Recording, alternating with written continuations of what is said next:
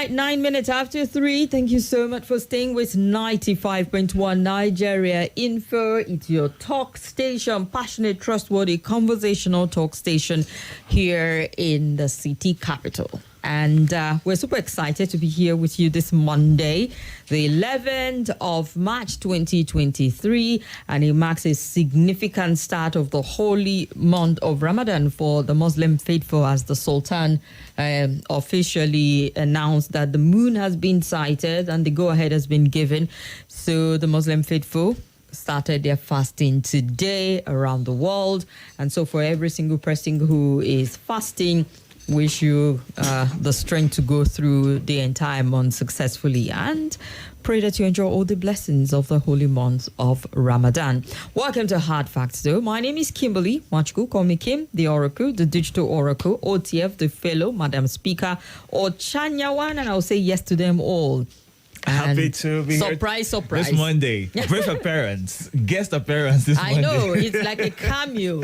He just showed up a bit and he's going to be off and all of that. But we'll give you your due credit. You're welcome, Itodo. Good to be here. My name is Dickon Itodo, and I missed Kim a lot. I'm not sure she knows that already. But there's so much to talk about today on Hard Facts. It's as though something new happens every day, and we just get new perspectives as to what's happening in Nigeria generally, and what the government is trying to do to handle the situation we're currently going through. It's a lot, but hopefully we come out of it in one piece. Indeed.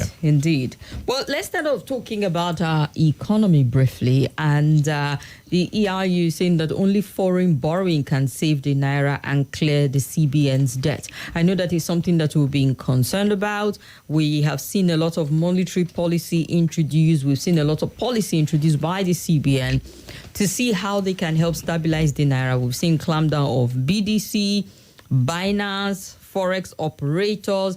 We've seen anything you can think of that is possible that can salvage the situation. CBN has employed it. And we've often talked about our debt profile in Nigeria, how even the former administration left us neck deep in debt. A lot of people are concerned if we shouldn't explore new ways of, generating what is required to jumpstart the economy. However, the international business research firm Economist Intelligence Unit has said that the Central Bank of Nigeria does not have the liquidity to support the Naira as of now. He stated this in his latest country report in Nigeria, which was published on Friday. The CBN unified segment of the country's foreign exchange market on June 14, 2023, which resulted in a significant depreciation of the local currency. The Naira weakened by 36.56% to about 632.77 Naira to a dollar on the day the CBN unified the Forex market. They unified it from 463.83 to a dollar at the official market. And the Naira has struggled tremendously against the dollar since then. And it wasn't in February, following a second devaluation of some sort, which is about 45% according to analysts, in an attempt to close the gap with the parallel market rates. This makes it the second worst performing currency in the world, they say, after the Lebanese pound. Now, in the report, EIU, I beg your pardon, said that the CBN may need to resort to foreign borrowing to support the Naira and fulfill its foreign exchange obligation. That's their view they're giving. They're saying that's the only way you can buffer it. We do not have the liquidity. We just have to borrow. But given where we stand and our debt profile at the moment, it feels like a rock and a hard place, kind of catch-22. Which one is the easiest way out for us? If you ask me, what I would say ahead is every country in the world borrows. Did we introduce Mr. Emmanuel Ozoemena? He just did. Not quite. We have as our guest analyst, showing up after a very long time, Mr. Emmanuel Ozoemena. He's a public policy analyst, and we're excited to have you join us in the studio. Thank you, I'm Kim. sure they recognize your voice on the spot, but go ahead, sir. Thank you, Kim. The point is that, is there any crime in borrowing? Is it a wrong policy to borrow? The answer is no. But the point is that whatever we are borrowing, whether from the IMF, the World Bank, the creditors in the Paris Club or London Club, it should be clearly tied to an identifiable activity project. But what has happened over time when you borrow to pay salaries or what you may call recurrent expenditures, that isn't good economics. That's just the challenge. So if we are borrowing, say for instance, to build a power plant, it means that power plant is going to generate income. It's an income generating activity. It's a capital project. So if you borrow to have capital project on ground, I think it's good. So what we might do perhaps is to have some form of a national conversation on what should we be borrowing for? How do we identify a high yielding, projects that have a high return on investment? For me, that should be the way to go. Get things clear.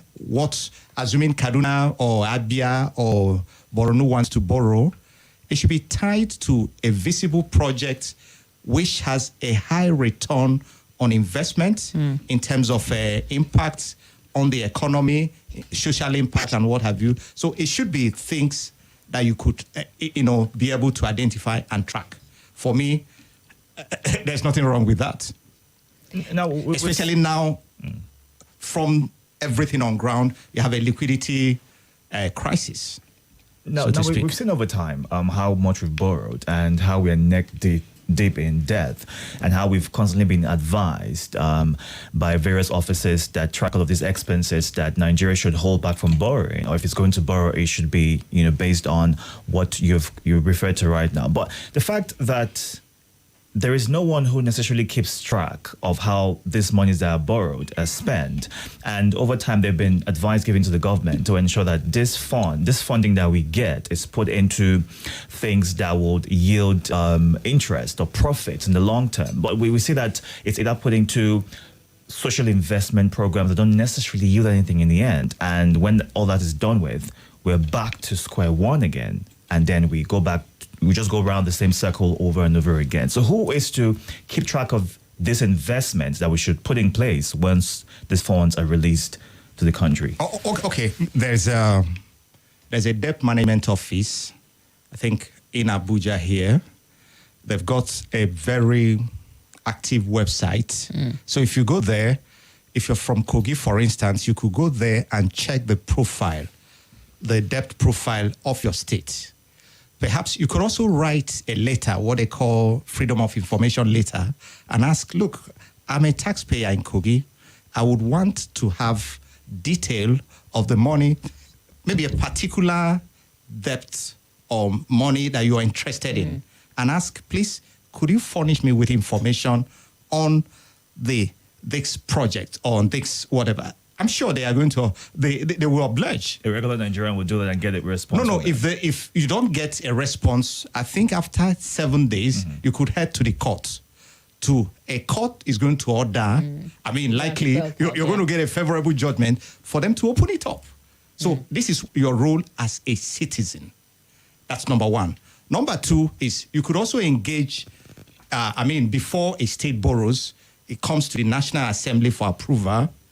We saw in Kaduna, I think in 2018, when Kaduna state government wanted to borrow, there were 2 senators from Kaduna state that said, look, I think Senator Shehu Sani and one other senator saying, look, we don't agree that this money should be borrowed. And it couldn't go. I think Senator Shehu Sani and Senator Hunki, they opposed it, and it couldn't go. So meaning that even in the process of borrowing, there's still checks and balances. So, but in terms of tracking, in fact, there are a lot of NGOs that are doing the tracking. There's budget. From time to time, but even you as a citizen, what you can do, write to debt management office, make a request. Oh, there's this bridge that was supposed to have been built in my community, in my state. A bridge should have a location. Because one of the things we have not learned how to do, if you pick up a budget document, the budget document is detailed. It will say to build a fence in Federal Government College, at Kurudu, for instance. So that fence has a name, a location. It's called budget description or a budget item. So you could go back and say, what has happened to that fence? Was the fence built? If it was built, was it built to specification? There's something I remember some years back. If you go to any project, there's usually a project information on a billboard. On a board, yeah. Yeah, that would. I remember in the 70s and 80s, it will have a clear description of what the project is all about. But these days, what you're likely going to find is the name of the contractor, the broad name for the project. There are no other details.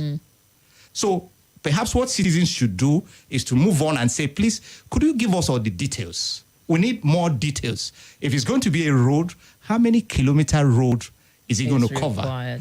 Is there going to be a drainage as part of it? But what you find most times, a road will be done, no drainage. But I'm not sure any sensible structural engineer or quantity surveyor or architect would draw anything without putting a drainage, knowing that water must flow, rain must come, and they must find their level. But most times you find roads done, no drainage. So people should ask, what happens to the drainage?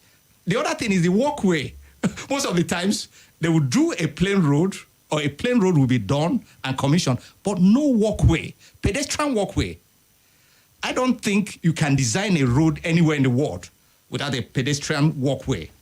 So what happens to the pedestrian walkway? So these are issues that citizens need to engage in. Let's take you back to this whole talk about it's okay to borrow. Yes, countries borrow to fund mega project and or whatnot. But over the years, we've also seen where Nigeria has borrowed for both recurrent and a bit of capital projects. We've even seen borrowing that was done for conditional cash transfer, for social intervention. And lately, the IMF has been speaking and saying these are priority for them, that you need to formalize whatever structure it is you have for your conditional cash transfer because of the food insecurity, economic hardship and hunger that a lot of people are grappling with. And they seem to think, that should be priority before any other form of subsidies further removed. Even though they are one of the strongest advocates for removing all of this, government cannot continue to intervene in terms of their payment. But if we're going to how do we get the government to prioritize? Because everything is important right now. The social intervention aspect, because we can't pretend we do not have poor and vulnerable in our midst. As much as we want capital project, but then we've seen a lot of money going into, they're building this road, and it goes on for like forever, and you're not sure what exactly is going on, how much, in terms of even interrogating the amount that goes into the road, you get to some loose ends, and it goes on for years, you lose track at the end of it.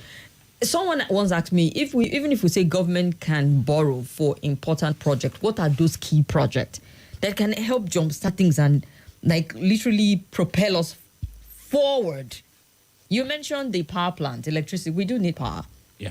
But it does sound pretty expensive to get that done in Nigeria. Maybe but a private company just started off in Abia. Let me tell you. Congratulations to them. Incidentally, for geometrics in Abia, Aba Power, company, over 20 years ago, the initial estimate for that project was $265 million. But because it has dragged for 20 years, the last time I checked from the company, these are information from the company, they've spent $800 million. So that's what you could get when projects are not completed on time. Incidentally, World Bank, IFC, International Finance Corporation was part of the process. Afri-Exim Bank was part of the process. But if it was completed as and when due, we should have just spent $265 million. But now it dragged and it got to $800 million. That's one. Then let me respond quickly to the issue of conditional cash transfer. Now, IMF and World Bank have taken time in that over 20 years, in the last 25 years, have taken time to study their model, their business model, their financing model, their loan model and credit model and what have you. They are very strong on social, sector, whether it's education, health, and what have you. But my challenge, and it's a huge challenge, I have taken time to study development across the world, including Europe and America. Now, what they preach to us, if you ask me, is not what they practice. How so? How? In Europe still have subsidy. Oh, yeah. And as we speak at the moment, a lot of countries in Europe give gas subsidy to their citizens. I mean, you get a check, you get an alert on your phone, say, because the Ukraine war is happening, therefore, we need to subsidize, because the Ukraine war suddenly jacked up the price of gas in Europe. So people get checks covering their gas expenses. So meanwhile, most of the times, what they are talking about here when they're engaging with developing countries, not only Nigeria, is removal of subsidy. As if that solves anything. Farmers in Europe get subsidized. Farmers in America get subsidy. That's a clear. So it's a question of our leaders sitting down, studying what model of development, what social model do they run over there? Because Europe and America owns the largest share in World Bank and IMF. And that's why they produce the leadership of these banks. The banks are actually a profit-making bank. So what I would do if I sit on the policy process in Nigeria is to say, look, what are you proposing to us? How does it help our people?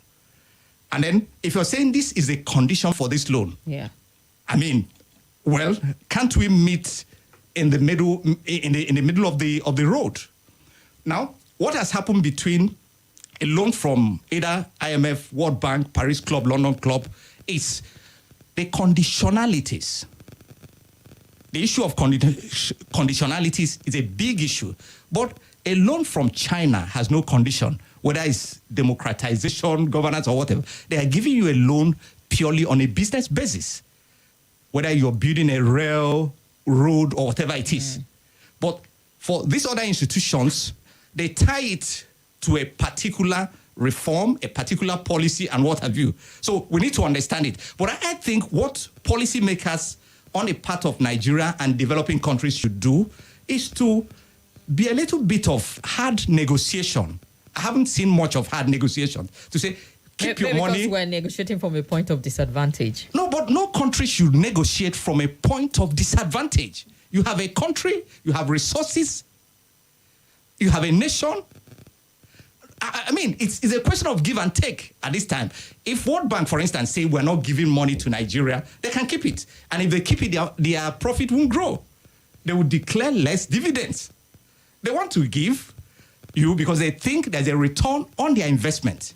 They are not doing you any favor in the real sense of the word. They aren't doing you any favor. I have taken time in 25 years to study models of development, to study the World Bank system, IMF, what have you. So why do you think at a point Africa seems to be looking at China? China is funding the entire development in Asia, in Africa, and the Middle East. Or most of the road projects across are China. Because there's no condition. They are not asking you to reform anything. They are giving you money on the basis of business. Strictly, yeah. Yeah, so nations should... On the surface of it. Nations should engage purely as a business enterprise. Because that's what you are. But before we move on to the next story, let's just come quickly with this perspective, with this aspect also, which is the fact that a lot of Nigerians are concerned about government spending. Yes, we've seen the present administration try to streamline things a little by saying, okay, we're going to cut down the number of people we travel with. We are going to merge, subsume, and collapse ministries and agencies. According to, Ozoemena's recommendation, anything to cut down the cost of governance. But if you ask the average Nigerian on the street, it feels like that's not enough. Government is still too expensive to run in Nigeria.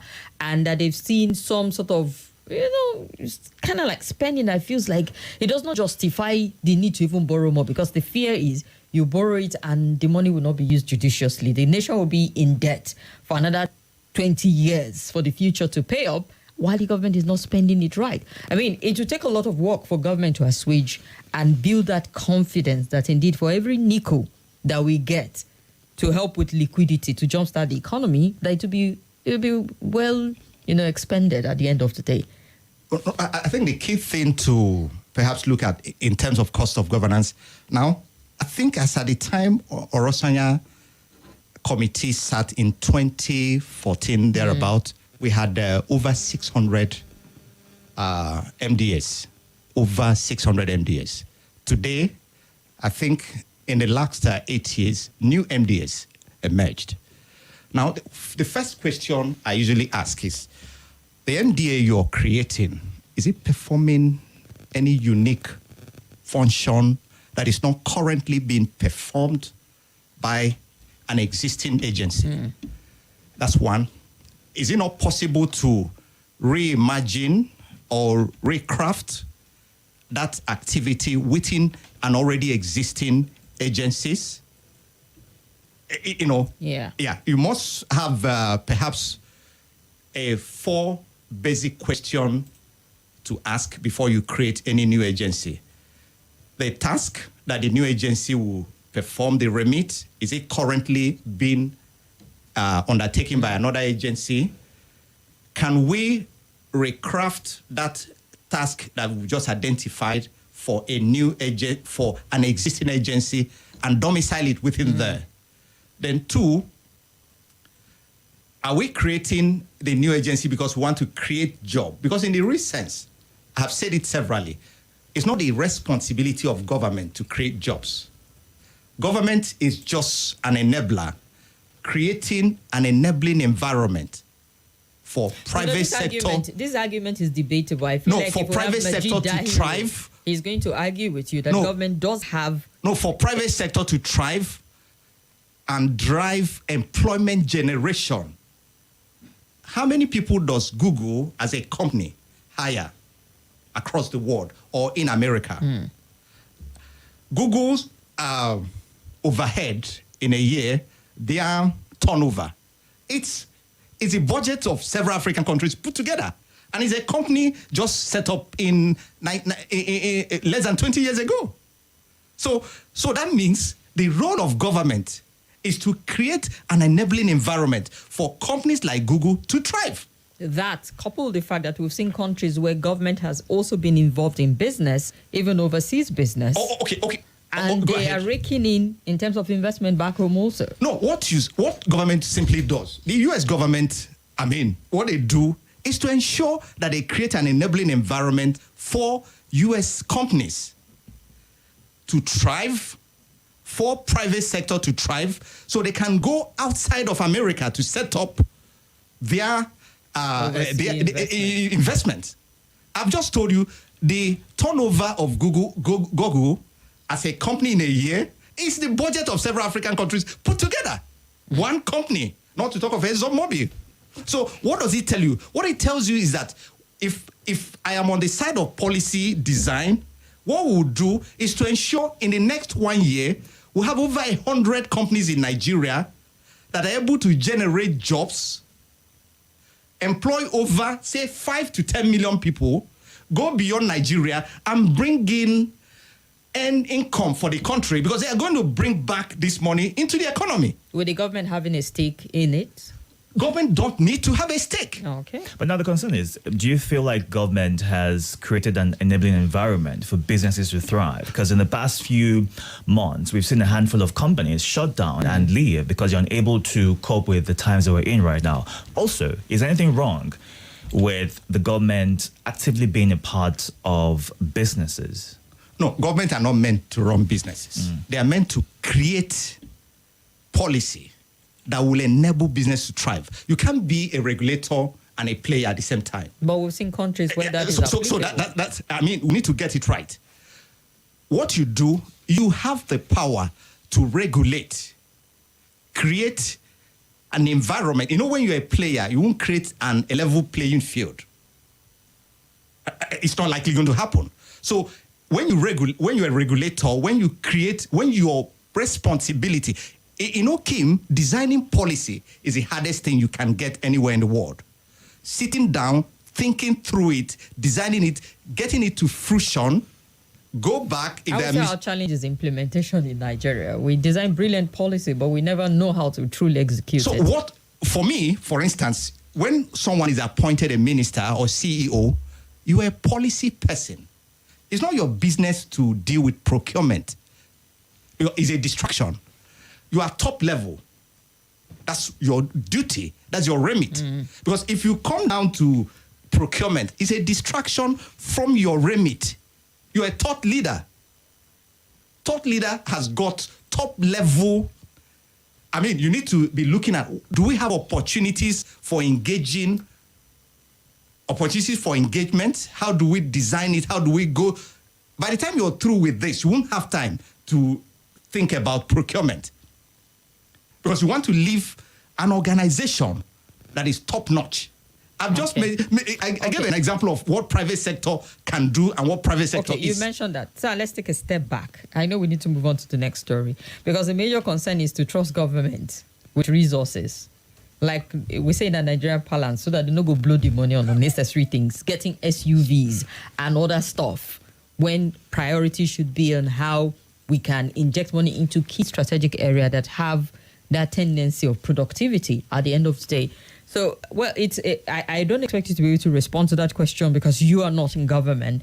But to build that confidence to saying, okay, whatever it is we get, because our debt profile is already 87 point something. Yeah. We're heading close to like 90%, and all of that. So to convince people that more external borrowing, more foreign borrowing is what we actually need, is also justify where you're putting it, like you mentioned, strategic area. If it calls for, I don't know, it's not necessary to have a national dialogue over it. However, that high-level consultation to say what are key areas we can inject this thing into to ensure that we get something, at least to jumpstart companies, create more jobs, and get the results that we hope for. What do government need to do to demonstrate that they are committed to reducing cost of governance? Mm-hmm. Reducing cost of governance begins with running a lean government.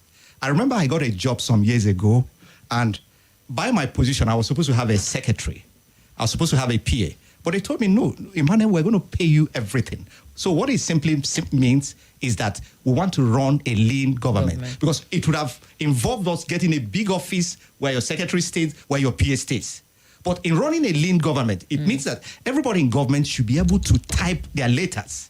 So they should be computer savvy, IT savvy. Because what it does is that it's going to reduce a lot of loads off. I mean, you have somebody, all he does is to type letters. I mean, for me, that's not that's employment. That's not a responsibility. Crazy. No. So you are likely going to... It depends on what your target is. No. Elsewhere, you are likely going to have less people involved in public service and have more people involved in the private sector. So it's making a commitment. I mean, I've listened to some debate at the moment over Onosanya committee report. Some might say, no, leave this, leave the other one, don't touch this. So what people are bringing is sentiment of where that institution is located, who is heading the institution, without knowing that a head of an institution, has a tenure. So when his or her tenure ends, that's the end. So perhaps what we need to do, go back. In fact, I think I read about 112 agencies to be pruned down. I read it somewhere. Yeah. But I think we need to reduce it more. 50% of the agencies have no job to do, if you ask me. Okay. They should go. Because what you need to do is that find out, take for instance, in the US, it will shock you that you have, I think, about 16 secretaries, 16 ministers. In China, they have about 24. And China is 1.4 billion people. So what is it? Is to think within the scope of saying, who do we need to do this job? Not just a job for let's create jobs so that we can have people do it. All right, let's get to opinions in via telephone. Just response to the conversation before we move on to the next one. You can call us up on 0700 951 0000 or 0809 5974869 or call via WhatsApp on 0809 9930137. Udo Gochuku says, good afternoon. Okay, I greet you. Every time, borrow. They are not doing anything with the money. Just see how our country is. Nothing is happening. Good afternoon. Dickie. Welcome. Good afternoon. Good afternoon. Happy Mother's Day. Thank you. I don't see you dance today. Mr. Ozoemena, good afternoon, sir. Thank you, my brother. God continue to use your wisdom. You have said it. I would like to use it to beg every one of you, the learned ones, those who matter in the society. So please help us forward this to the President. They should enough of foreign. They should stop. All this borrowing that they have been borrowing, we don't see impact. Likewise, the issue of budget. I remember when we are young, far back, if the president wants to talk to the Nigeria, in television, there will be a loud budget. And we will feel the impact. But since we have democracy, we don't see the impact of budget. So they should please stop all this loan. And the Mr. President should stop listening to IMF. You are someone who please. You are a social life, Mr. President. Please don't listen to all this and come and borrow, because we will know it's only the foul that is the call for the one that lay egg. Those all right. The egg don't know the consequences. We are like a foul now. We are the one that our heads are paying us. They should stop borrowing money. We don't need to borrow money. We have enough. We have. Adewumi, thank you very much. He thinks we have plenty money. I wonder where it is. Good afternoon. Hello. Yeah. Good afternoon, King. Good afternoon, Itodo. Good afternoon, your guest. Good afternoon. Yeah. Well, my own view is that I think I understand what the guest is trying to say. So that I'll come to a common point. As much as he's saying government should be a regulator, and what I've also heard Dr. Majid say in the past, which is very true, is that government must have interest in business, or must have business with business.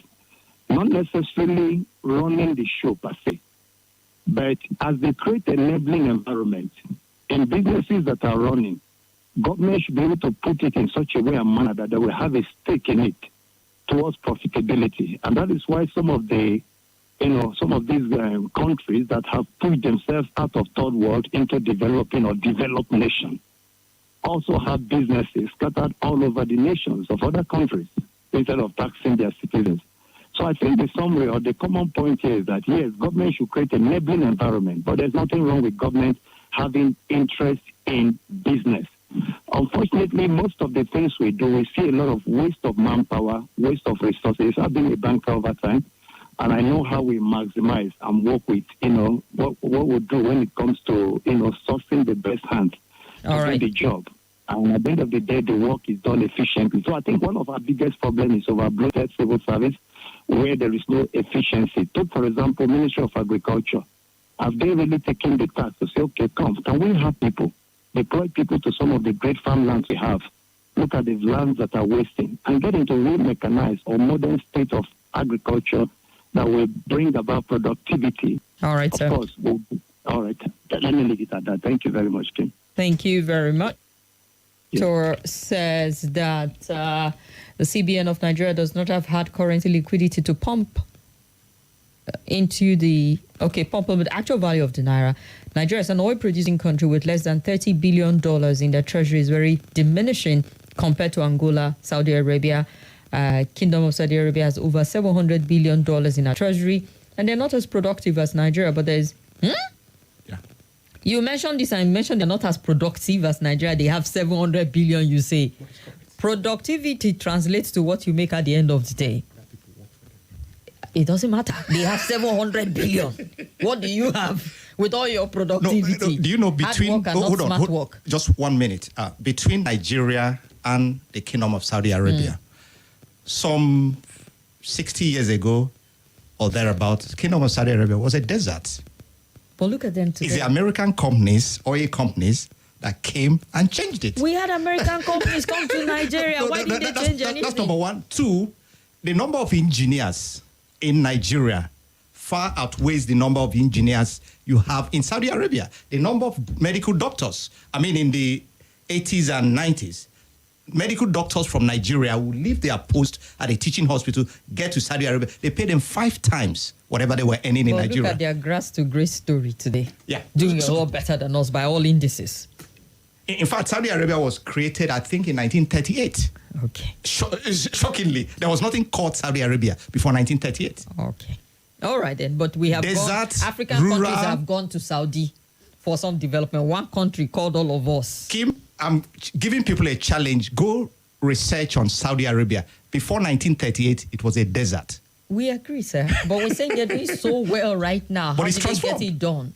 Exactly. So there's a lot to learn from them. Yeah. But let's move away from that. We've got, a problem on our hand also, aside from our economy. Security is one. The former president is saying Tinubu is doing well, and people are a bit smacked or like, really? Didn't they just abduct some kids? Let's get a bit of the update, Todo. Yes, presidential spokesperson Adjurin Gulale says some sub-regional forces are actively conspiring against the stability of Nigeria. Speaking during an interview, he said the federal government is responding to the conspiracy of these sub-regional forces.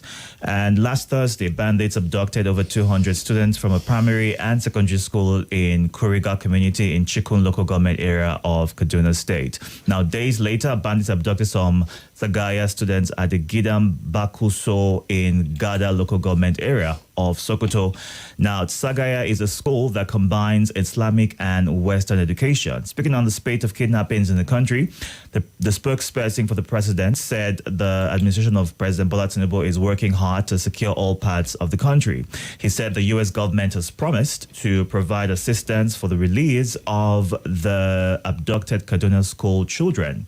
And he's quoted as saying that we will continue to intensify our collaboration not only within the region but internationally to make sure that some of the regional actors that are conspiring against our nation are brought to justice and ultimately silenced for the future of our country. End of quote. So speaking about this and the fact that the government have hired private negotiators to try to free this number of pupils. Didn't they come out and say that's not the true No, Kaduna State government denied it. Kaduna State government has come out to say...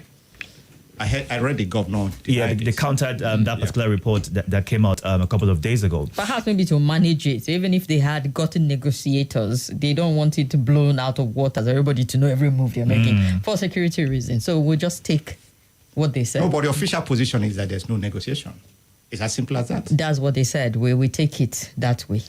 But looking at the spate of kidnappings and not looking back at what happened a couple of years ago with the Chibok girls and the same thing playing out again a few years later, it's as though we haven't learned our lessons and we just go with the flow that it would not happen again because it's happened in the past. But we see these things reoccurring and no lessons have seemed to be learned, and the lives of children and family members and parents are put at risk with all of these kidnappings going on.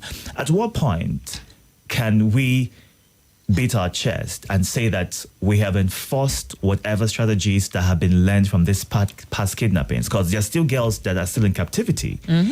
How certain are we that this is the actual number of children or pupils that were kidnapped?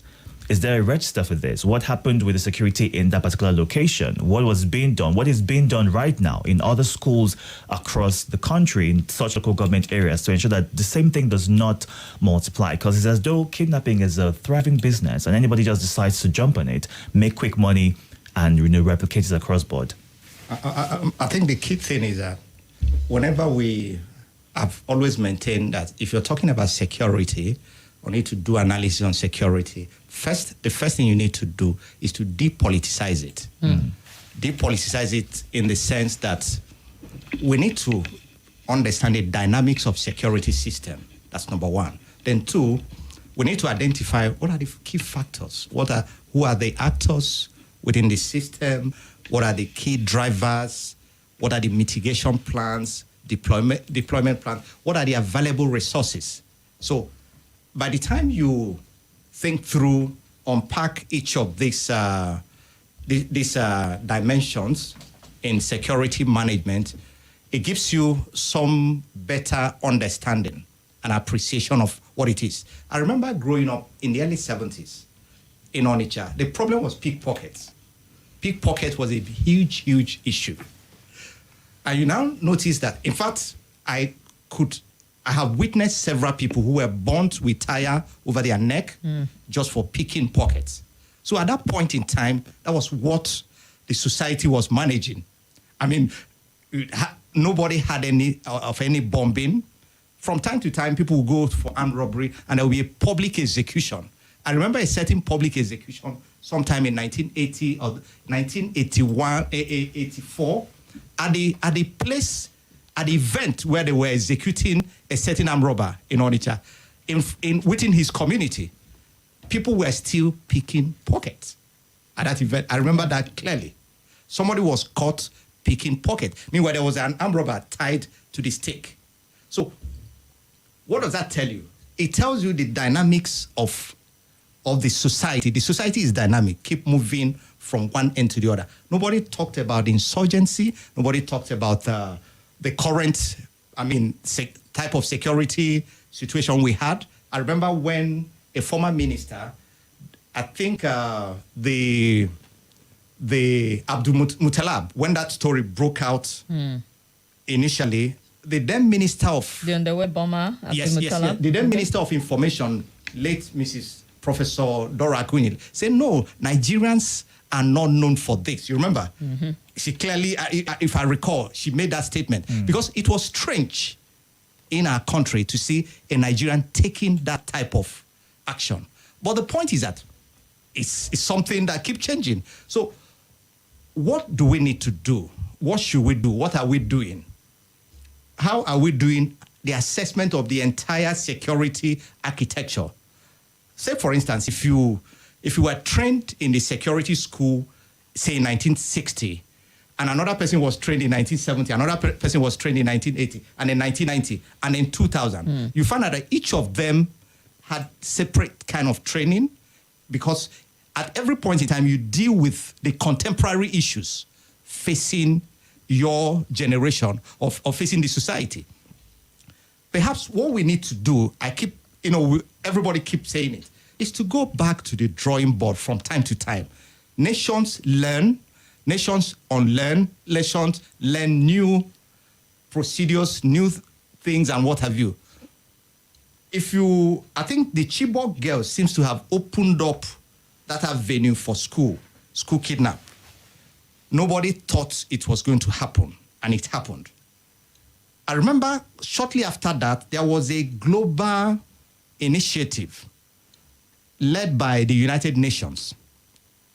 The former British Prime Minister, Gordon Brown, was Special Rapporteur of the UN Secretary General on Global Education. I recall in 2014, he was in Nigeria.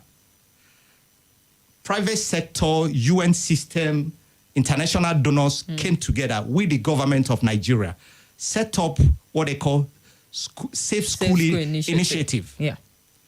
It was a huge campaign, huge initiative, huge effort. What has happened? I'm sure sitting somewhere should be a document. Gathering dust. On what should be done. I think this is the second time I'm speaking on this. Ngozi Okonjo-Iweala was also one of those who was spearheading. Yeah, she was the Minister of Finance and Economy. So what has happened to whatever resource, ideas and what have you, in that, is it something we can go back and see how we can improve on it? Because these guys on this other side of the divide, the insurgents and what have you, kidnappers, could have also learned new tricks. So what is it? But there's nothing new about the tricks they're employing. No, what is it? This is a decade-old trick from Chibok in 2014, or when did it happen? 2014. Yeah, 2014. April 2014. April, it's going to be 10. Yeah, April 2014. Incidentally, women and children are the soft targets in any conflict or in any security breach. They're usually the soft targets. So somebody thinks up his score, let me go to the school. If you ask me, if you read about psychology of insurgency, kidnapping and what have you, it's simply to get attention. They know the moment you get school, it's somebody's child, it's somebody's nephew, it's somebody's cousin. The question, sir, how is it that we haven't been able to stop it? No. 10 years after. No. You remember I talked about going back to the drawing board. So what you do when you manage securities at any level, even if it's at a Nigerian info gate, from time to time, you review. You keep reviewing, keep updating, keep employing technology as a way of helping you to preserve. Okay. Because the first law of life is self-preservation. Let's go on a very quick break. We'll be back to talk some more on this, because we're also going to interrogate the aspect where he says some segment of the country. Forces. So we'll be looking at why is there a resurgence all of a sudden when we had some quiet over time. But let's do that after the news. It's Nigeria Info. Abuja, our mic is always on.